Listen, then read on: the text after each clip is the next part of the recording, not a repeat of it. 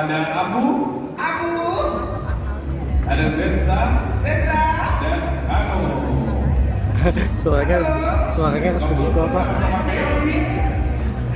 Tangan dulu dong. Anak muda ini yang akan nantinya bertanya kepada baca pres kedua pada hari ini ya. Betul. Guys, kita butuh kalian lebih nanya lebih ke gitu aja sih. Ya, siap ya. Kalau ada orang-orang kayak yang motong-motong, itu jangan kalian marahin. Ya. Harus kita rangkul. Baru gitu. Jangan gitu. Yang penting awalnya rangkul. Oh, baik ya. Lidah tuh dikasih jempol gitu. Oh, mantap. Ya, jadi kita langsung aja masuk ke pertanyaan yang mendalam. Betul? Iya, nanti untuk Pak Anies hari ini kita main game. Gamenya adalah jangan muter-muter. Ya. Pertanyaan jawabannya ya. Betul. Apalagi pertanyaannya juga langsung dar aja ya kita ya. Langsung ya. Makanya Mas Anies, Gimana langsung kita sambut aja Mas Anies Baswedan.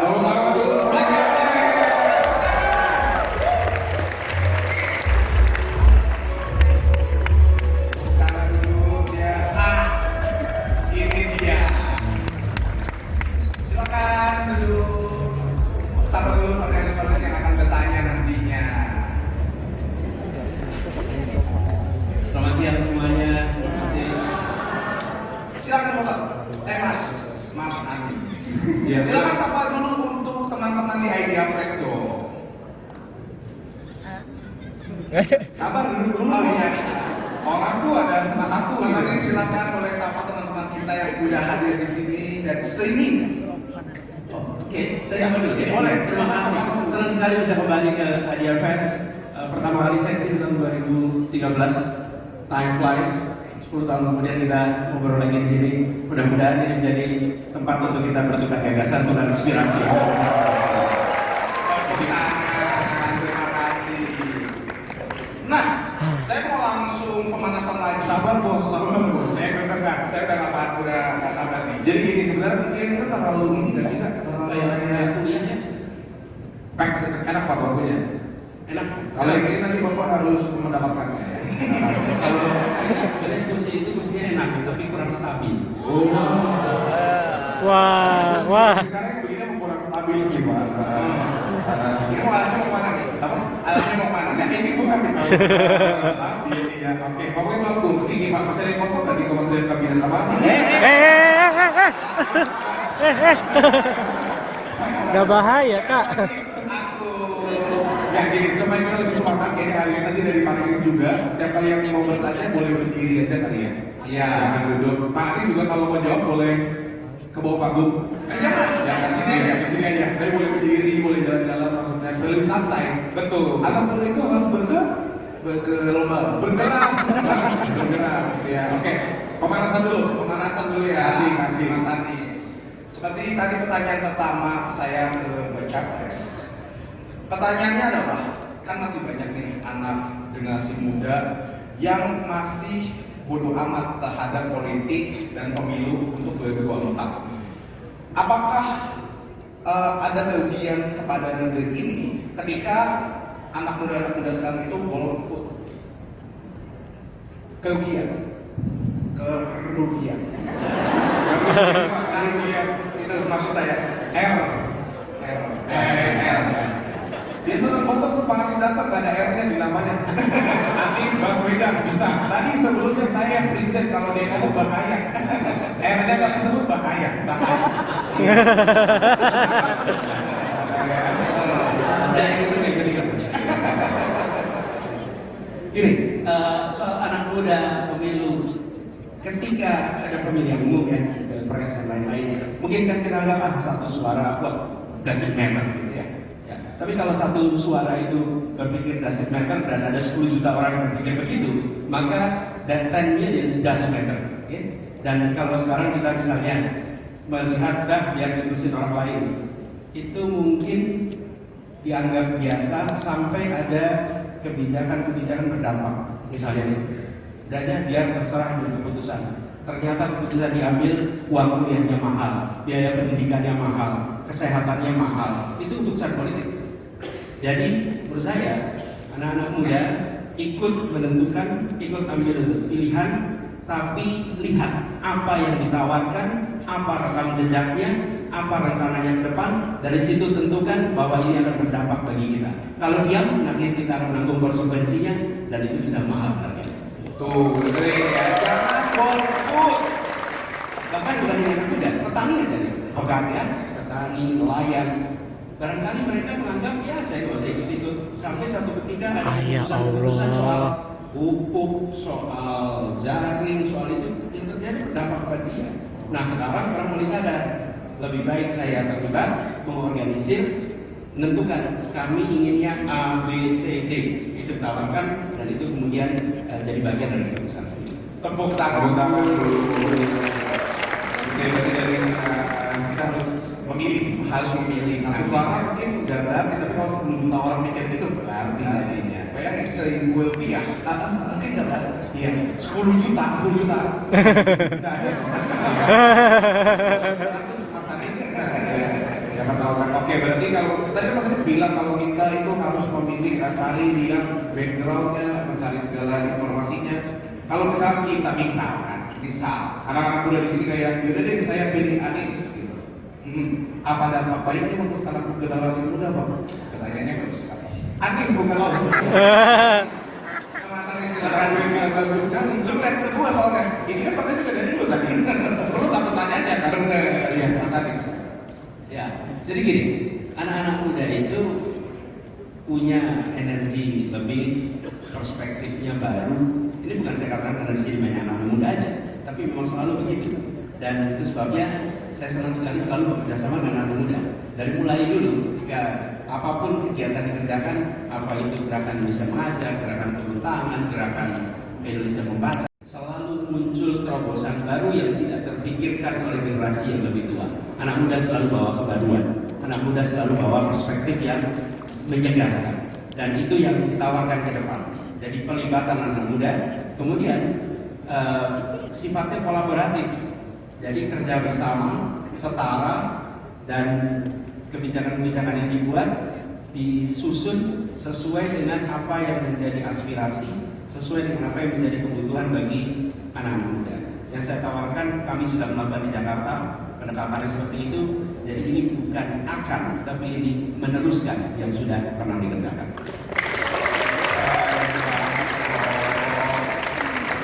Jadi kalau gitu saya lanjut ke panelis saja. Lanjut ke panelis. Apakah sudah ada pertanyaan?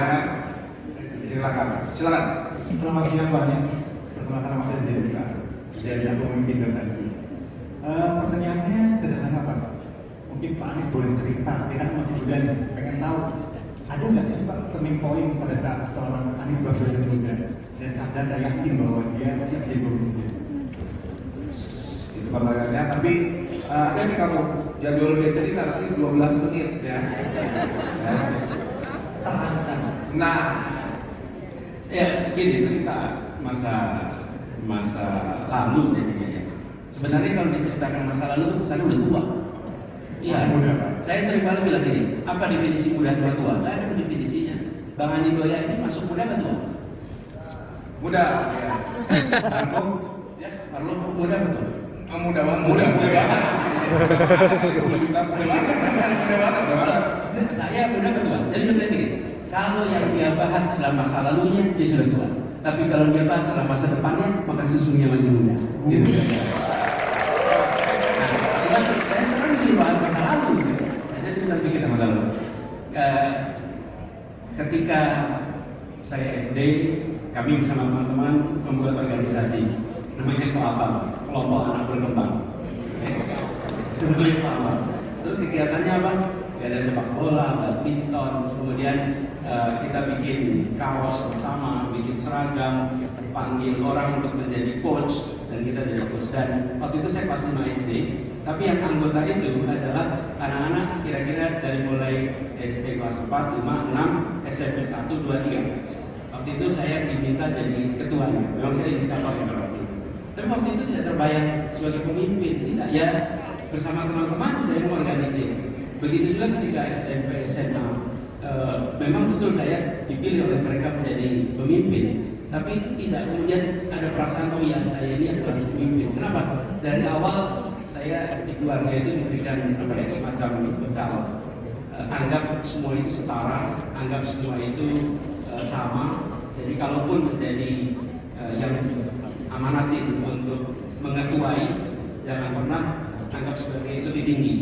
Dan itu kemudian karena dari awal begitu terbiasa menjadi pendekatannya egaliter setara. Gila, Jadi tunggu itu kamar tuh.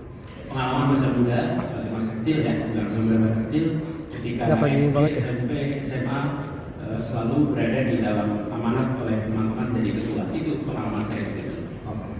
Oke, lanjut Pak. Kan dalam perjalanan dengan Bapak itu cukup menarik Pak ya. Dari kecil terus juga masa muda. Ada nggak sih pernah merasa seorang anak itu ragu atau sedang bingung atau vulnerable? Nah biasanya apa sih Bapak yang tips buat kita yang sering ragu sampai sendiri? Atau mungkin ada sesuatu kebiasaan Pak Anies yang biasanya kalau lagi ragu saya ngapain? Gitu. Ada nggak Pak? Betul, kita tumbuh itu sering dalam situasi dilema gitu. Kalau ambil keputusan ini konsekuensinya ambil keputusan B itu sering kita alami. Tapi makin sering kita ambil keputusan, makin mudah kita memutuskan kemudian. Jadi ketika sekarang harus ambil keputusan walaupun besar tapi waktunya pendek itu lebih luasa karena proses latihan itu udah dikerjakan panjang. Ngalamin dari mulai milih SMA, bahkan pada waktu itu saya tidak mendapatkan SMA yang saya inginkan, gagal masuk SMA yang saya inginkan. Saya mengalami dilema harus ambil yang mana nih, karena saya tidak dapat yang saya inginkan. Kemudian saya pengen waktu itu masuk di fakultas teknik, ternyata tidak bisa masuk fakultas teknik, saya harus ambil fakultas lain. Jadi selalu ada jalan-jalan di mana kita merasakan tidak meraih yang kita inginkan. Tapi pengalaman saya, keputusan yang kita buat karena gagal itu membuat kita dapat hikmah, dapat hal baru, dapat hal yang ternyata lebih baik daripada yang kita bayangkan akan kita dapat. Gitu kira-kira. Sekali deh. Siapa namanya? Daniel. Apa namanya? Ya, Reva. ini. Oke. Halo Pak Anies, kenalin nama aku Abigail dari Warisan Indonesia dan Bijak Pemilih. Mau bertanya, jadinya di hidup ini kan kita punya banyak tujuan-tujuan yang mungkinnya baik, tapi sayangnya realitas di lapangan dan realitas kehidupan untuk mencapai sebuah tujuan yang mungkin dampaknya baik ini nih, mungkin harus melewati cara-cara yang quote-unquote bisa dibilang dilematis secara etis atau yang kurang baik. Kayak aku yakin Pak Anies pasti punya banyak visi, gagasan yang baik untuk Indonesia, tapi semua itu kan percuma kalau nggak menang ya Pak. Akhirnya kan nggak bisa dilakukan, perubahan nggak bisa dilaksanakan gitu. Nah, sayangnya mungkin tapi dalam berkampanye untuk memenangkan kontestasi ini mungkin harus melakukan hal-hal yang dilematis secara etis, misalnya berkoalisi atau berteman sama grup tertentu karena masanya besar tapi mungkin mereka itu valuenya bertentangan, terus mungkin berbagi-bagi atau goreng isu-isu sara karena itu populer di masyarakat, bikin janji-janji yang wow yang masyarakat suka padahal mungkin mustahil untuk dilakuin atau tidak pernah di-plan untuk dilakuin. Dan waktu Sebelah lo kali. menang, government pun itu kan banyak kompromi yang harus dilakukan untuk supaya mungkin tujuan itu bisa tercapai. Misalnya pilih menterinya siapa, apakah yang paling kompeten, Yang tadi yang ngomong atau harus ada di depan. biasanya kan cewek tuh ya. Apakah harus merem-merem dikit ke kasus korupsi kelompok tertentu, kalau enggak nanti nggak bisa ngelakuin rencananya. Jadi pertanyaannya aku tuh to what extent untuk Pak Anies hasil akhir yang diinginkan atau hasil akhir yang baik itu menjustifikasikan cara-cara yang mungkin kurang baik. Does the end justify the means to you? Thank you. Makasih, Amin. Kita hidup dalam kenyataan dan tidak hidup dalam idealita. Jadi dalam mengambil keputusan, kita akan punya, kalau saya boleh sederhanakan ini, ada kuadran, 4 kuadran, garis vertikal dan garis horizontal. Jadi 4 kuadran. Ini yang vertikal, yang atas itu benar, salah. Ini value. Oke. Kemudian yang horizontal itu baik, buruk. Ini konsekuensi. Oke. kita seringkali hanya mau di satu kuadran, benar dan baik. Benar secara prinsip, baik secara konsekuensi. Dalam hidup, jangankan urusan negara, suami istri aja kita akan ketemu dengan situasi nggak mungkin dalam satu kuadran itu saja, bukan? Jadi apa yang terjadi? Kita mungkin berada di kuadran kedua, mengerjakan yang benar, tapi konsekuensinya tidak baik. Atau kita mengerjakan hal yang baik, mungkin secara salah. Yang tidak boleh adalah yang di kuadran bawahnya. Sudah tidak benar, buruk pula konsekuensinya. Okay? That's life. Nah, yang baik dan benar nggak ada perdebatan. Tapi yang dua kuadran yang diagonal ini, di situ letak judgment dan di situ letak leadership, di situ letak pengalaman, di situ letak kemauan mengambil risiko, di situ letak kepemimpinan diuji. Nah, ketika baik dan benar saja pakai SOP, udah jadi itu pakai SOP. Kenapa? Karena baik dan benar. Nah, dalam kenyataannya tadi misalnya contoh, ketika harus berdialog dengan semua kalangan. Berdialog semua kalangan. Bahkan ketika bicara pendukung itu semua spektrum. Yang diperhatikan biasanya hanya 1-2, padahal spektrum pendukung itu banyak. Nah, ketika bertugas, apa yang dikerjakan? Bertugas bukan bergantung yang mendukung. Bertugas bekerja berdasarkan prinsip keadilan, kepentingan umum, akal sehat sains, dan aturan perundangan. Itulah prinsip dalam mengambil keputusan. Dan itu yang kami gunakan. Nanti akan ketemu situasi. Harus ada aspirasi ABC untuk posisi menteri, untuk posisi kepala ini, kepala itu. Betul? Kita nanti akan hadapi dilema tadi. Nah, dilema tadi itu dijelaskan, dikomunikasikan, dan dibuatkan kriteria sehingga bisa menjadi parameter pengambil keputusan yang predictable. Jadi, kita tidak berada dalam situasi hanya ambil idealita aja. Kebanyakan dari kita maunya yang baik dan benar aja tuh. Padahal dalam hidup ya mungkin hanya baik dan benar. Bahkan dilema paling sederhana ini. Jalan Sudirman itu satu arah. Satu arah.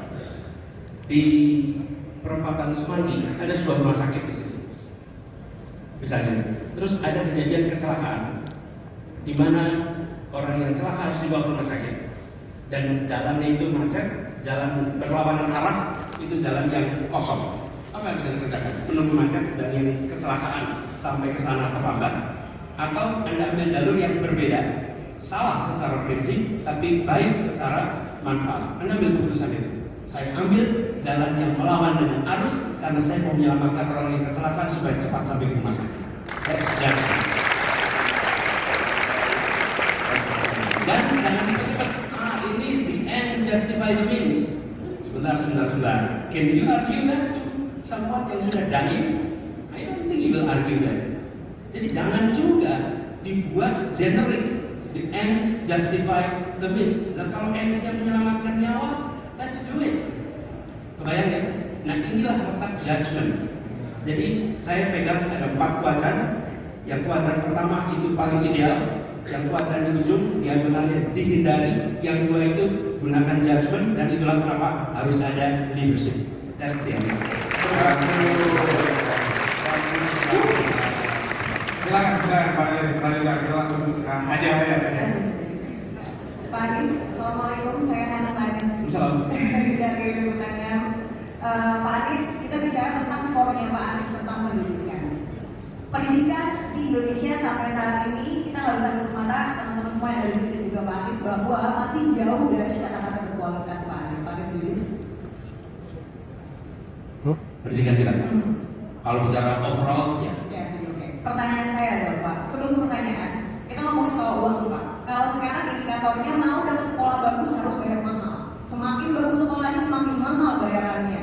Terus juga akhirnya teman-teman yang nggak bisa mendapatkan uang atau orang tuanya bekerjanya ekonomi kelasnya di bawah, akhirnya anak-anaknya lebih dipilih untuk lo kerja aja nih daripada sekolah, gue nggak punya duit kata ibu bapaknya gitu. Akhirnya banyak sekali kejadian seperti itu gitu, terutama di daerah di Jakarta pun juga banyak. Nah, ketika kita percaya bahwa sekolah itu adalah untuk membangun manusia, faktanya sekarang yang kita lihat sekolah itu fungsinya untuk mencetak pabrik pekerja, Pak Anies. Lulus sekolah dipertimbangkan untuk dapat gaji yang lebih gede daripada yang nggak lulus sekolah, begitu. Tapi yang pertanyaan kita semua adalah generasi sekarang mungkin bertanya-tanya, semua yang sekarang lagi sekolah, mungkin 10-20 tahun ke depan mereka yang akan leading, mereka yang akan memimpin negara ini, Pak Anies. Mereka akan menjadi orang-orang yang berpengaruh di masanya nanti. Zaman kita sekarang, generasi saya dan teman-teman yang ada di sini, milenial terutama, kita tidak dipersiapkan untuk menghadapi artificial intelligence. Kita tidak dipersiapkan untuk melek digital, semuanya berjalan dengan ya udah dengan waktu apa yang kita lakukan berproses itu yang kita dapatkan gitu. Jadi kita nggak siap. Nah, apakah untuk next generasi pembelajaran dari generasi kita, apa yang akan Pak Anies lakukan dan mempersiapkan mereka untuk lebih visioner ketimbang marketing bisnis aja tuh Pak Anies sekarang.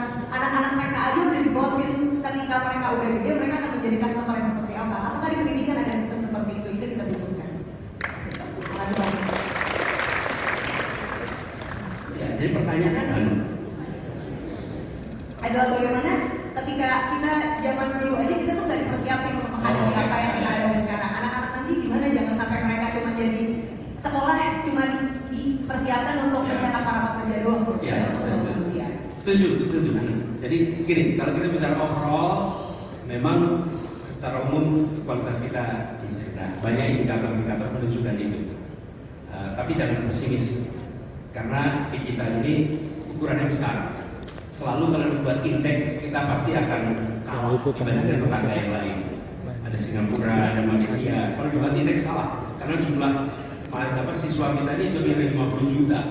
Jadi selalu rata-ratanya kalah. Tapi kalau diambil 20% terbaik kita, itu jumlahnya lebih banyak daripada seluruh siswa yang ada di Singapura. 20% itu lebih banyak daripada yang ada di Malaysia. Jadi kita nggak akan kalah dalam kompetisi dengan mereka karena stok kita cukup banyak. Itu optimismenya, oke? Yang menjadi kita khawatir 80% ini. Oke? Contohnya aja, tadi saya sebelum naik sini saya lihat data nih soal milenial. Saya sudah tunjukin ya tadi. Kalau dia nggak salah saya coba lihat ini ya datanya. Jadi saya sampaikan di sini soal terkait dengan data sederhana aja.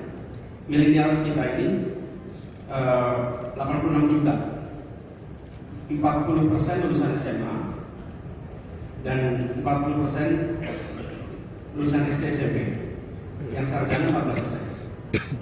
Tapi 14% dari 86 itu lebih banyak daripada yang ada di Singapura, lebih banyak daripada yang di Malaysia. Ini potret. Nah, sekarang bagaimana ke depannya? Saya rasa nomor satu, biaya pendidikan itu mahal. Education is expensive, but stupidity is more expensive.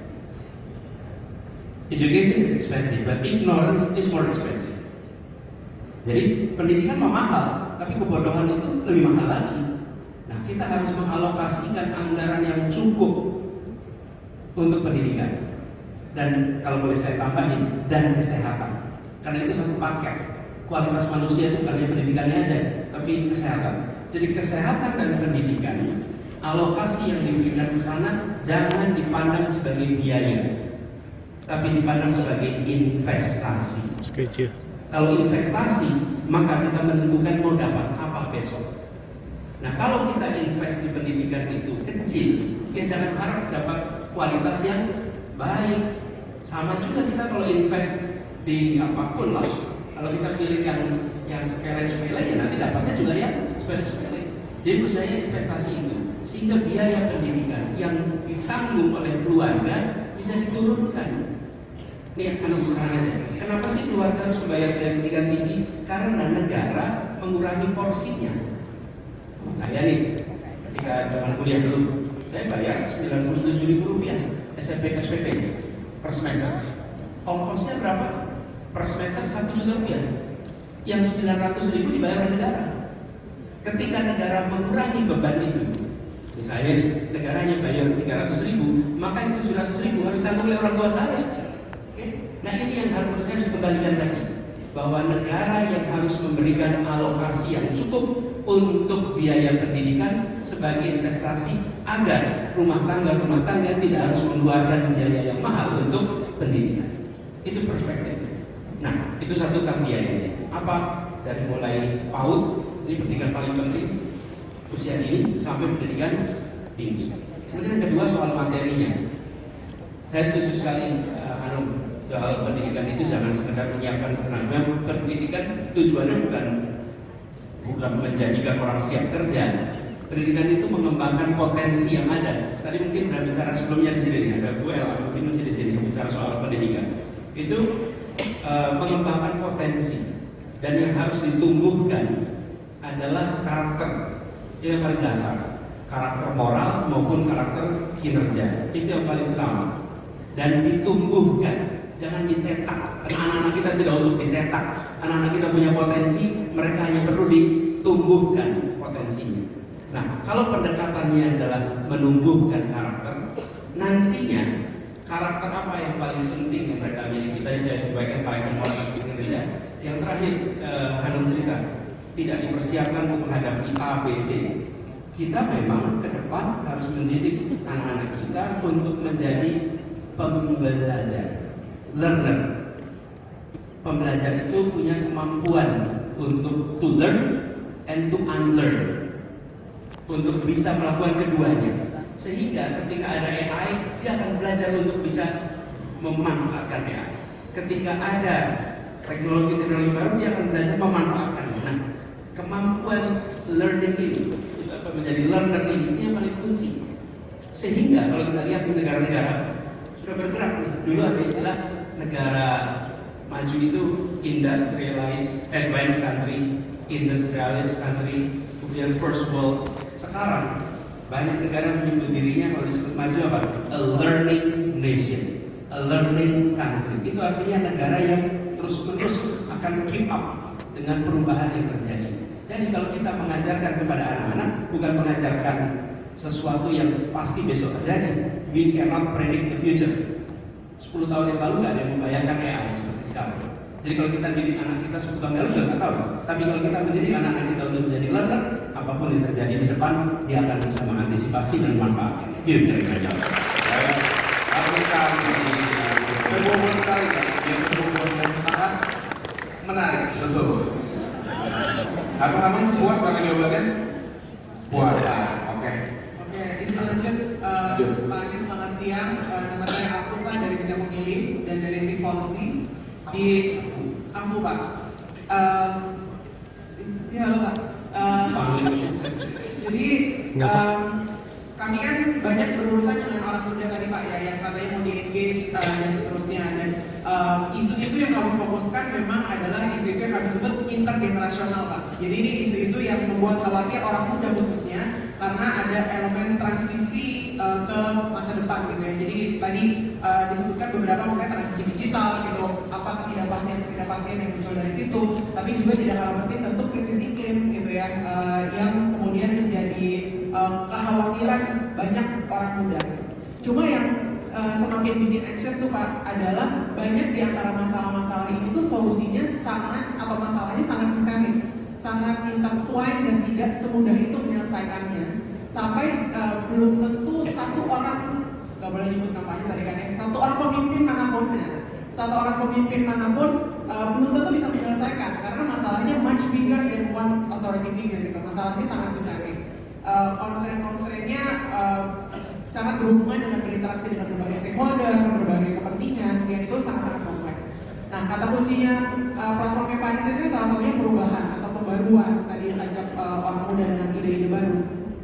Bagaimana caranya atau apa rencana Pak Anies gitu ya untuk membawa pembaruan atau perubahan ini ketika banyak masalah-masalah itu tidak bisa sekedar diselesaikan dengan ganti pemimpinnya saja Pak, tapi masalah-masalahnya sangat-sangat sistemik gitu. Apa solusi-solusi sistemik yang Pak Anies bisa perkenalkan ke kita semua, terutama untuk isu-isu intergenerasional tadi, khususnya krisis iklim.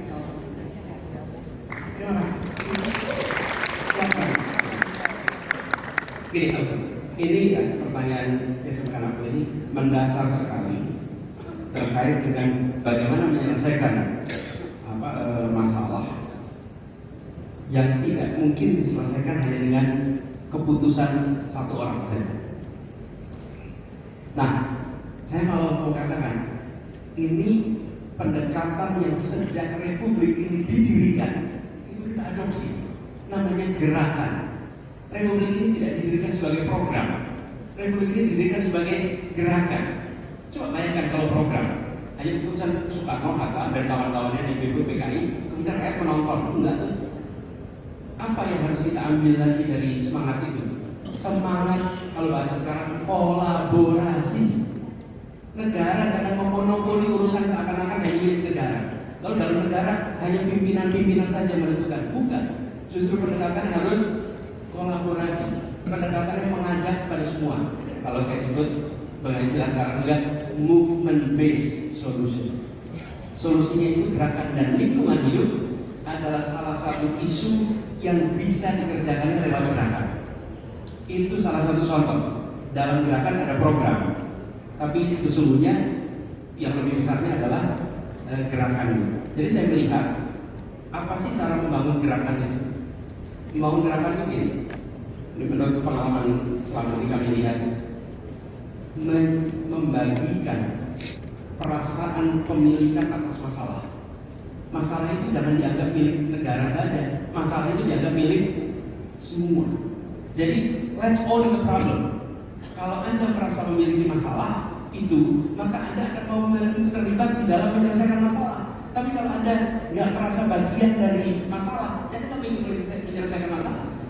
Nah, hari ini seringkali kita ketemu dengan pemerintahan yang minta kepada rakyatnya tugas Anda cuma 2, coblos saat pemilu, pilpres, pilkada, dan bayar pajak. The rest let us do it. Okay? Tidak, harusnya kita mengajak kepada masyarakat, yuk terlibat di dalam pengambilan keputusan, dilibatkan di dalam diskusi, dilibatkan idenya, bukan partisipasi, tapi kolaborasi. Nah, kami melihat dengan pendekatan gerakan itu, maka masalah yang besar itu bisa kita selesaikan bersama-sama. Jadi pendekatannya gerakan. Follow up ya. Jadi makasih Pak Anies jawabannya. Memang indah ketika kita bicara tentang kolaborasi, semua owning problemnya. Cuma kenyataannya balik lagi ke masalah-masalah sistemik tadi ya, baik itu perubahan iklim, transisi digital, inklusi sosial, itu relasi kekuasaannya atau sumber daya di dalam proses kolaborasi kan tidak setara. Ketika masyarakat diajak untuk ikut owning the problem dan jadi part of solution itu satu hal Pak. Tapi gimana kalau di dalam tadi yang kolaborasi movement ini memang ada pihak-pihak atau sumber-sumber dari masalahnya sendiri Pak yang nggak mau owning the problem atau doesn't see the problem the same way. Dan begini, yang sering tidak mau kolaborasi itu pemerintah. Pemerintah itu paling enggak. Saya merasakan betul. Saya pernah merasakan di Jakarta mencoba mengubah. Yang lebih sulit berubah itu birokrasinya, bukan warganya. Kalau warganya mau kolaborasi, pemerintahnya nggak terbiasa kolaborasi. Pemerintah itu kebiasaan ngerjain sendiri. Okay? Jadi apa? Sendiri aja. Iya, kebiasaan ngerjain sendiri. Sama kepentingan lain juga Pak, banyak yang betul. Saya kasih contoh ya. Kami di Jakarta itu ketika harus membangun kampung-kampung itu kita terbiasa dengan pemerintah datang menyiapkan program, misalnya bangun pemerasan jalan, pengecoran jalan-jalan di kampung-kampung. Itu kita kerjakan sendiri, warga menonton. Kami ubah kemarin pendekatannya. Jalan pengadaan barang itu ada tipe 1, 2, 3, 4. Tipe 1 itu dikerjakan oleh dinas, tipe 2 itu oleh kontraktor, tipe 3 dan 4 oleh masyarakat. Nah, kami mengerjakan tipe 3, tipe 4. Yang enggak siapa? Birokrasi. Nanti repot pertanggung jawabannya. Apa tipe 3, tipe 4 itu? Uangnya, dananya diberikan kepada ketua RW setempat. Ketua RW setempat merapatkan dengan seluruh warga untuk membangun mereka. Anggarannya dari kita, mereka yang belanja bahannya. Apa yang terjadi? Kualitas yang dibangun jauh lebih baik daripada kualitas yang dibangun oleh pemerintah sendiri. Dan mereka bisa bisnis ekonomi. Dan Jakarta satu-satunya kota, satu-satunya provinsi yang mau mengadopsi pengadaan barang tipe 3, tipe 4. Nanti ada boleh cek itu namanya tipe 3, tipe 4. Kenapa? Karena itu tipe gerakan diberikan. Yang enggak siapa yang birokrasi. Birokrasi itu pengennya kerjain sendiri atau kasih ke kontraktor. Tapi pola ini memberdayakan masyarakat, mereka yang menyelesaikan sendiri. Nah, urusan lingkungan hidup sebenarnya banyak yang kita bisa kerjakan begitu. Berikan kepercayaan kepada masyarakat.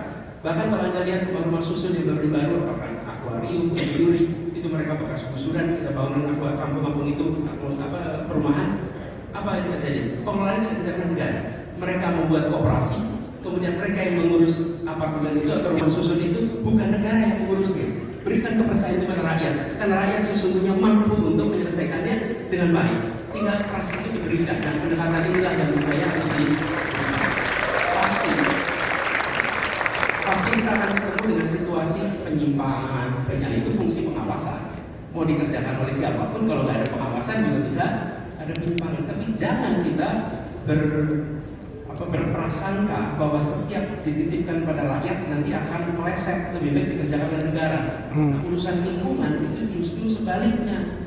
Lingkungan kita banyak persoalan muncul karena negara, karena pelaku-pelaku besar di sini. Justru sekarang saatnya untuk give the opportunity for the people untuk involve, engage, and action.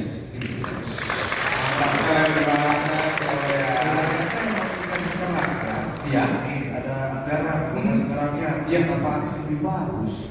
Itu emang kalau anggaran dipakai semua bisa semua lebih bagus. Kita mau nyentuh mana? Tidak ada, maksudnya iya, emang harus melaborasi. Pak Anies lain mungkin ada yang mau bertanya lagi, mungkin lebih kita fokusin ke hal-hal yang penting gitu, kayak apa? Pakai korupsi, Dia lagi. Dia lagi. Itu yang begini kan? Dia lagi tuh. Dia lagi. Gacoan gua tuh. Iya. Oh, aku mulai aku. Ya. Dia begini loh. Lagi ngajak ya? Agak berhubungan tapi beda. Jadi Pak, bijak pemilih Gini tembe begini aja. Kita bergerak dari orang muda untuk orang muda yang salah satu tujuannya sebenarnya pendidikan politik. Jadi banyak hipotesis kami adalah ketika tadi Marlo bilang mungkin orang muda nggak terlalu atau apatis lah terhadap proses karena Pak Prabowo udah selesai kan kembali ke seperti apa sih gitu. Jadi kami lewat website bijak pemilih kasih informasi nih misalnya fungsinya partai harusnya apa sih, terus selama ini koalisi-koalisi antar partai sama gue mah gampang kayak nyari makannya murah seperti apa sebagai bagian dari proses politik. Pertanyaannya Pak, kalau Pak Anies bisa berefleksi 25 tahun ke belakang, kita berdemokrasi bisa dibilang ya 25 tahun, apa sih masalah utama atau biggest flaw gitu ya di dalam sistem politik atau proses demokrasi di Indonesia yang bikin banyak orang muda juga kayak kayaknya hasilnya gitu-gitu aja, misalnya proses politik itu kayak isi terus gitu ya, kayaknya isinya orang yang punya rebutan kekuasaan aja. Nah, apa sih masalah di sistemnya yang sebenarnya bisa diperbaiki bersama gitu Pak? Ya, keruh, rebutan, dan lain-lain. Sebetulnya itu bukan sesuatu yang unik hanya di dalam politik. Ya. Jadi saya pernah ketemu teman-teman mahasiswa di kampus, saya tanya, nanti kalau udah lulus mau kemana? Saya insya Allah bisnis Pak. Bagus, bisnis. Nggak tertarik masuk politik. Terus dia lihat saya itu kayak politik. Enggak Pak, saya nggak berminat ke politik. Saya tanya, kenapa? Saya juga nggak di politik, saya di kampus, dosen. Enggak Pak, politik itu kotor. Politik itu penuh dengan intrik. Oh oke. Kalau bisnis bersih ya? ya wah Kalau bisnis nggak ada intrik ya? Kalau bisnis aman dan damai ya? Enggak. Coba tanya, kompetisi paling ketat di masyarakat apa? Alfamart, Indomaret. iya sih Di mana mereka bikin cabang, muncul cabang berikutnya, oke? Starbucks, nomor satunya apa? Coffee Bean. Di mana-mana tuh kompetisi antar koran, media massa. Itu pengiriman koran, semua orang yang bekerja di koran pasti tahu. Pengiriman koran itu kompetisinya sangat ketat di bandara. Siapa datang duluan di tempat itu? Oke? Jadi kompetisi itu di mana-mana begitu. Bedanya, kompetisi di bisnis tidak masuk di koran-koran halaman depan. Gitu. Tapi ketika kompetisi politik masuk ke koran-koran halaman depan. Jadi, maksud saya, sekarang saya tanya di SCTV, lu kompetisi dengan yang lain? Kompetisi lah. IJFS, nggak kompetisi dengan yang lain? Kompetisi lah. Kompetisi ada di mana-mana. Tapi tidak semua kompetisi itu diumumkan dan dibicarakan di mana-mana. Betul tidak? Jadi saya terus jadi NGO cari funding, kompetisi juga. Kompetisi is everywhere. Nah, lalu apa yang kemudian reflektif nih? Kita sudah melakukan demokratisasi, maksudnya ada Bima Arya. Puncak perjuangannya tahun 98. Kenapa saya katakan puncak? Habis ini? Karena perjuangan menuju demokrasi itu bertahun-tahun. Setengah jam lagi. Di 98. Ini assembly kalau nggak salah. kemudian terbuka pintu itu, ada demokratisasi. Apa yang terjadi? Gua nyari Desentralisasi Prabowo jam dilakukan. berapa sih? Otoritas yang asalnya di tangan Jakarta Oh, digeser ke daerah. Itu satu aspek. Yang kedua, yang asalnya berpusat di satu partai menjadi multi partai. Yang asalnya terpusat di satu institusi presiden menjadi multi institusi di Indonesia ini. Ada DPR, ada BPK, ada semua tuh. Yang asalnya terkunci dalam satu. Jadi aspek pembukaan kekuasaan itu lengkap. Pemilu yang asalnya pasti partai yang menang itu satu itu, kemudian berubah menjadi tidak jelas siapa pemenangnya. Kan itu terjadi karena pemilu. Apa yang missing? Kalau menurut hemat kami salah satu, bukan satu-satunya, salah satu yang missing adalah political party financing. Political party financing. Karena kita tidak mereform itu. Kita nggak mereform. Bikin idea fest ini ada ongkosnya tidak? Ada biayanya. Mengoperasikan kantor ada biayanya, mengoperasikan organisasi ada biayanya. Nah, mengoperasikan organisasi politik itu tidak direform. Bagaimana kita membiayainya? Apa yang terjadi? Orang-orang yang berada di partai politik harus cari uang sendiri untuk membiayai itu. Semuanya harus mencari uang sendiri. Dan apa yang terjadi? APBN, APBD di mana-mana. Kemudian kita lihat ini di DPRD, di DPR, semua harus mencari aktivitas-aktivitas yang mungkin memberikan return. Ya bukan kemudian mengambil pasar, bukan. Tapi selalu ada potensi di mana ruang untuk fundraising dan lain-lain itu tidak terbuka. Nah, menurut saya Indonesia bukan satu negara yang menghadapi demokratisasi. Negara-negara lain sudah melakukan itu. Negara demokrasi lain itu ada party financing. Ini ada teorinya, ada prakteknya. Tinggal Indonesia mau melakukannya atau tidak. Kita dulu tidak mengalokasikan anggaran yang cukup untuk kepolisian.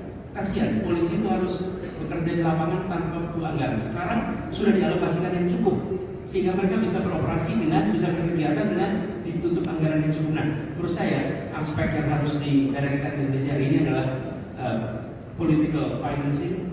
Unsurnya adalah political party financing, dan bila itu dikerjakan, maka insya Allah proses politik kita menjadi jauh lebih sehat ke depan. Kamu boleh tanya ya, boleh. Bener. Silakan. Pak Anies, menyambung dari yang tadi Pak Anies bicarakan, berarti bisa kita simpulkan bersama bahwa ongkos politik itu mahal adanya ya Pak Anies. Tapi Pak, kalau ngomongin soal modal pemilu yang nihil banget kalau katakan sekarang, kayak modal untuk bisa maju di legislatif ataupun pencapresan tuh mahalnya gila-gilaan. Akhirnya yang udah pada jadi pada korup alasannya buat balikin modal. Gitu. Buat balikin modal ke partai, ke investor atau siapapun itu. Pak Anies setuju dengan ini? Tidak setuju dengan pandangan bahwa harus balik modal, bahwa itu harus dibiayai ya. Dan ketika harus dibiayai untuk apa?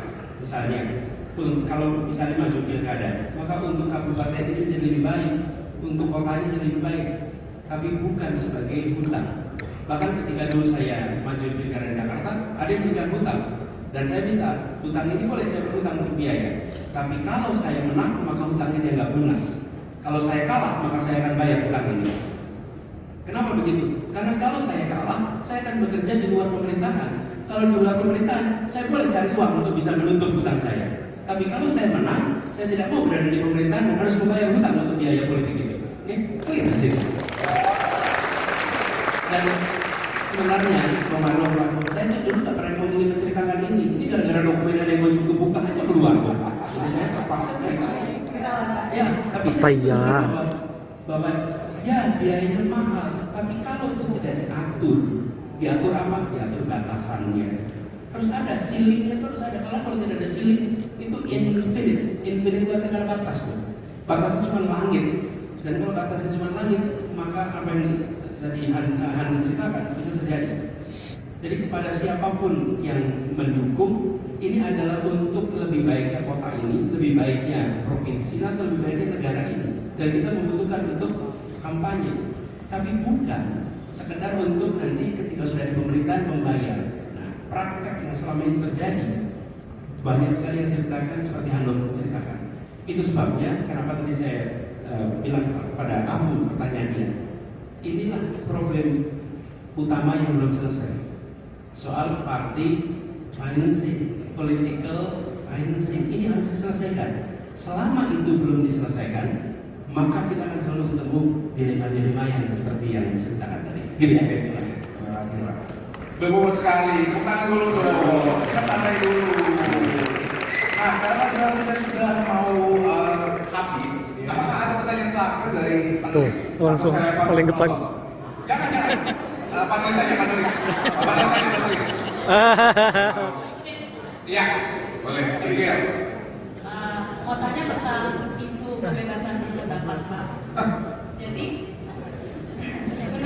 menurut aku ini kan kayak dari tadi tuh Marco ketakutan gitu kan ya. Kayak Waduh. khawatir apa segala gitu. Nah ini clearly ada fenomena yang self censorship yang terjadi. Jadi menurut aku isu kebebasan berpendapat tuh ada mungkin dua layer. Yang pertama itu hukum yang masih banyak yang disalahgunain, yang karena mungkin multi interpretatif jadinya bisa ditarik-tarik jadi dia dibilangnya karet. Tapi yang kedua itu juga ada kultur sih, yang dimana kebanyakan yang saling melapor itu kan warga melaporkan warga, bukannya pihak yang berkuasa atau pejabat yang mungkin disinggung itu yang melaporkan, tapi relawannya atau mungkin siapanya lah, pokoknya warga melaporkan warga. Nah, apa langkah konkret dari Pak Anies untuk ngebetulin ekosistem kebebasan berpendapat Indonesia supaya lebih healthy, baik dari hukum dan kultur itu? Makasih Miguel. Jadi saya sependapat sekali, kita ini sudah tidak boleh lagi punya rasa takut di dalam mengungkapkan pendapat. Dan saya pernah ditanya pada waktu itu soal kebebasan. Saya bilang, selama di publik kita masih menyebut nama Indonesia dengan istilah Konoha Wakanda, maka kita masih punya masalah dengan kebebasan berbicara di bawah. Terus nyebut Jakarta juga pernah ada nyebut Jakarta itu apa? Konoha. Macam-macam lah gitu. Konoha nggak tuh? Ini harus diubah. Satu soal aturan ini. Ada peraturan-peraturan undang-undang yang karet sifatnya, yang bisa digunakan untuk apa saja, siapa saja oleh pemegang kewenangan. Nah ini menurut saya harus diubah undang-undang itu supaya ada perasaan kebebasan. Yang kedua, pemegang otoritas yang dikritik jangan biarkan ada praktek-praktek tuntutan kanan kiri. Jadi kami kan saya mau contohkan rekam jejak kami di Jakarta, kurang apa kritiknya, kurang apa caci makinya, kurang apa framingnya. Pernahkah ada yang dibawa dalam penuntutan? No, kami tidak pernah menuntut siapapun untuk melakukan negara. Dan ketika ada salah satu dari teman kita yang mau melakukan itu, maka kami bilang don't do it, just don't do it. Jadi jangan kemudian, oh bukan saya kok, itu kan relawan saya, ya sama aja, don't do it. Jadi ketika bilang jangan setengah-setengah. Ketika ada yang melakukan, no, please don't. Kenapa? Karena itu akan merusak iklim. Tapi kita juga ketemu situasi di mana sudah diberitahu jangan dan ngotot terus. Okay? Kita nggak dalam posisi tidak ngatur perilaku orang, tapi kita tunjukkan bahwa secara prinsip kami ingin agar siapapun boleh mengatur, tetapi ada batasnya. Apa batasnya? Tidak melanggar sikap membahayakan. Okay? Kalau itu membahayakan itu berbagai ancaman fisik, kekerasan. Nah itu lain cerita. Tapi selama itu ungkapan pikiran, sekedar ungkapan pikiran, maka itu sesuatu yang menurut saya harus dihormati, dihargai. Dan ini Abigail bukan saya katakan sekarang aja. Dari dulu ketika tugas di Jakarta selalu bilang, apapun perkataan orang terhadap gubernur Jakarta itu dicatat, tapi tidak perlu diproses secara hukum, karena biarkan nanti sejarah yang akan menilai apa yang dikatakan oleh dia. Hebat sekali jawabannya Pak Anies. Semuanya. Jadi kita bebas beropini ya, betul. Baru tahu saya. Kenapa? Bebas beropini. Kamu jangan bikin panik dong. Iya, kalau nggak ditangkap biasanya cebuin gitu aja sih. Habis tapi. Saya nggak boleh. Nggak boleh. Nggak boleh. Terima kasih ya Mas Anies. Terima kasih juga Pak Anies. Beri tepuk tangan sekali lagi untuk Pak Anies semua. Ada pertanyaan? Ada. Tuh, langsung tuh. Kayak paling depan gue ngakak loh itu. Sudah habis ternyata. Kita lempar balik ke MC kalian, Pak Mas Adis boleh turun, Pak Elis boleh di jangan agak dulu juga ya. Terima kasih banyak semuanya. Sekarang Kargino 15 menit lagi, gua 15. Ini tadi 10 menit lagi, tanggung. Kelarin rekaman gue dulu. Gue sejam. Siap-siap kayaknya. Dan setelah sesi ini asiknya ya. Banyak kita banget ya punya ya foto-foto. Dan teman-teman kalau nanti doorstopnya ada di luar atau di depan pintu dari assembly hall ini. Mohon takut yang audiens khusus saya bisa boleh. Boleh. ada di doorstop nanti di depan assembly hall. Kami mau informasikan bahwa kita akan kembali pukul 1, oke? Pukul 15.05 Apaan Kri? Kembali lagi Tapi kita bisa masuk lagi enggak? kembali lagi ke assembly hall jam 1 karena kita akan punya sesi-sesi menarik dan seru lainnya hanya di Youth Summit ADFest 2023. We'll be right back, sampai jumpa lagi semuanya. Oh. Oke, semuanya mohon untuk disingkat diri masing-masing, oke? Untuk sesi ini, saya yakin ini Yuk, keliling dulu. cukup waktunya untuk bisa lebih dekat mengenali masing-masing calon presiden terutama Indonesia 2024. Thank you so much again. Pak Anies Baswedan, Yuk. Pak Ganjar Pranowo, Pak. Bapak jelas ya Pak. telah mengisi Pak. sesi di Mau Paris keliling atau gimana? Thank you. Iya, oke. Oke, see you. Thank you, Kak. Mama.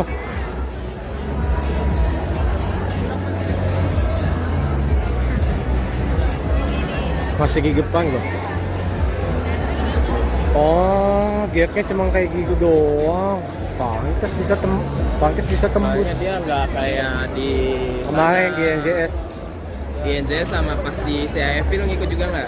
Gue polling kiri juga, coy. Nggak, pas di CIFV kan beda juga. Iya. Kalau itu kan gila yang di samping. Ya kan lihat belakang. Hah? CIP lihat belakang itu. Iya. Kalau lebih enak CIP kalau untuk panelis, kalau untuk apa? Kalau untuk yang INJS enggak kurang. Masih bisa tembus. Gua aja ngurus yang apa? Karena NZS satu dia pas dia ulang. Iya, one gate. Nah, gate-nya pas banget belakang, apa namanya? Gate-nya itu pas banget di sebelah parkiran. Heeh. Tuh. Gue mau ketemu temen gue dulu bentar. Kalau lewat ya, coba ke sana. Jangan ke sana juga. Mana? Sana. Rame, banyak manusia. Banyak manusia sih. Gue pengen tahu aja.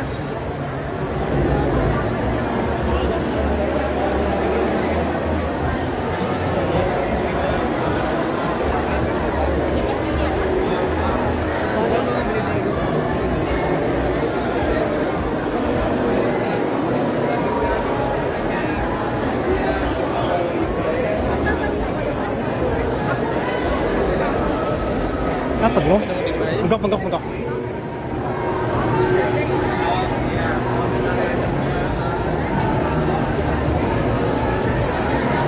Kita sedang di ADFest guys. Dan ini rame sekali. Rame. Banyak manusia, guys. Di sini rame sekali guys. Sampai lupa nyalain.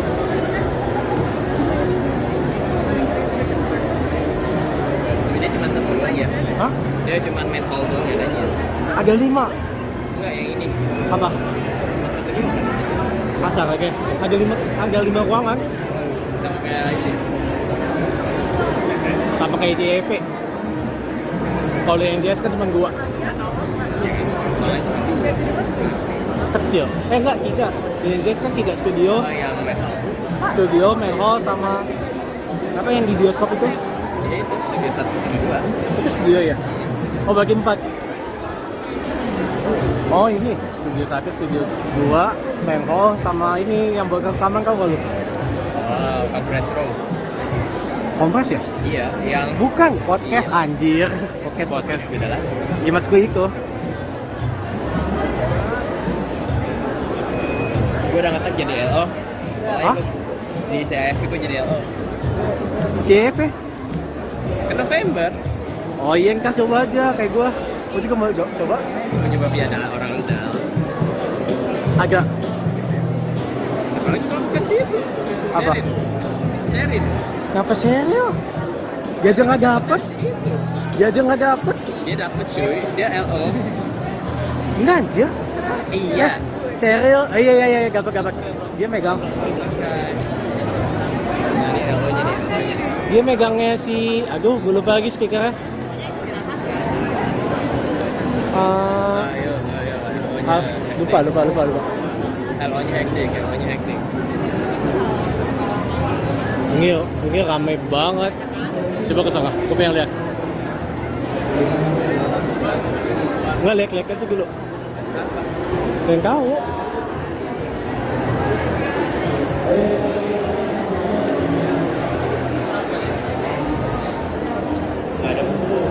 Ini siapa juga mau beli buku? Gue lagi menghemat. Oh, ini beda pameran. Masih sama kan? Enggak? Vendor ya. Ya, yuk keluar lagi. Memenuhi konten pak. Mama. Ini bau kayu manis ya? Iya.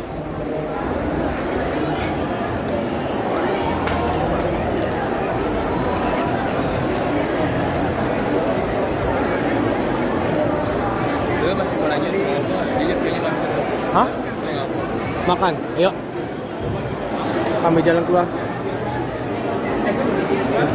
Karena saya juga tidak kuat. Gila, mual gua. Ramai banget. Pagangnya berbayar loh.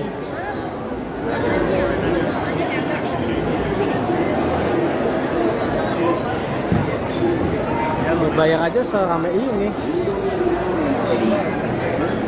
Masuk kiri.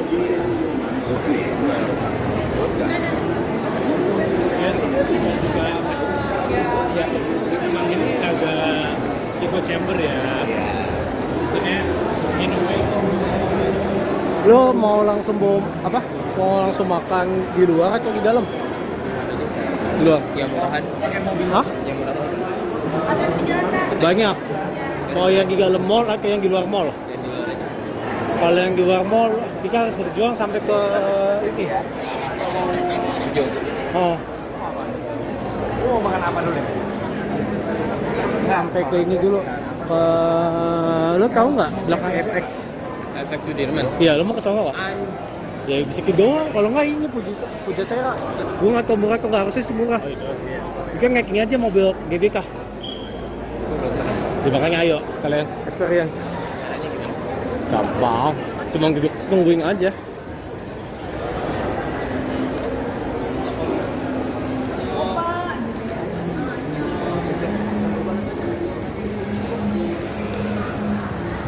Oh, masuk. Coba tes.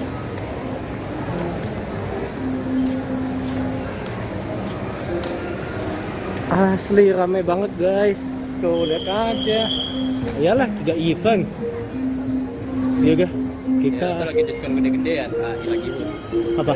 AI lagi hut tau. Iya makanya. Oh lu tahu? Oh iya ya. Kan tadi gua bilang, kaki gua ajakin lupa. Dia ke kiri aja. Ajakin ke balai yang sama enggak ya besok.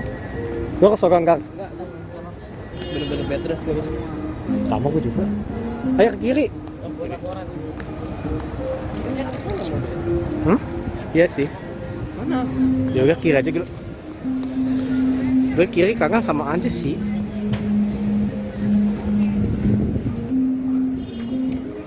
Fuck.